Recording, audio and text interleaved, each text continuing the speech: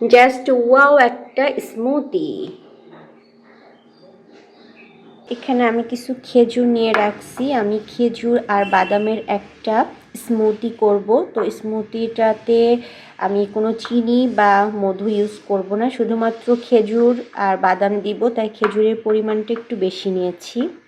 আচ্ছা, খেজুর আর বাদামটাকে আমি দুধ দিয়ে ভিজায় রাখবো, তাই আমি কিছু বাদাম এর মধ্যে দিয়ে দিব এবং এটাকে এখন আমি কিছুক্ষণ দুধে ভিজিয়ে রাখবো, তাহলে এটা ব্লেন্ড হতে একটু সুবিধা হবে, অনেক সফট হয়ে যাবে।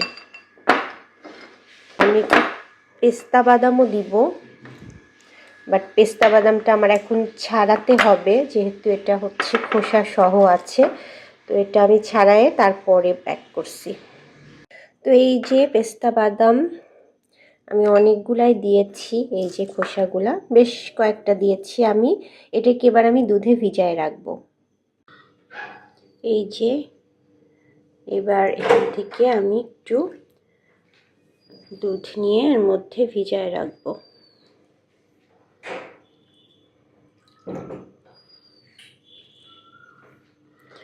মালাই চলে আসলেও সমস্যা নাই, কারণ মালাইটা কিন্তু আরো বেশি টেস্ট করে। এটা দুধে ভিজায় রাখলে এটা একটু সফট হবে এবং এটা ব্লেন্ড হতে আরো সুবিধা হবে।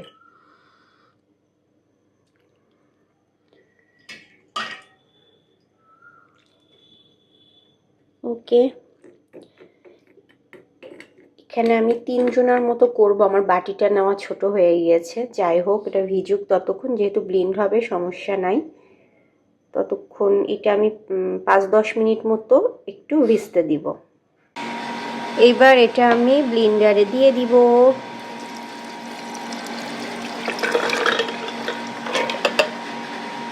এখানে আমি 3 গ্লাস মতো করব। যতটুকু ভিজেছে এইটুকুই এনাফ। আচ্ছা, ছোট সাইজের আমি 2টা কলা দিয়ে দেব। এই যে আর একটা সুলে নি, আর একটা, এই তো 2টা কলা দিয়ে দিয়েছি। এবার পরিমাণ মতো আমি দুধ দিয়ে দিব।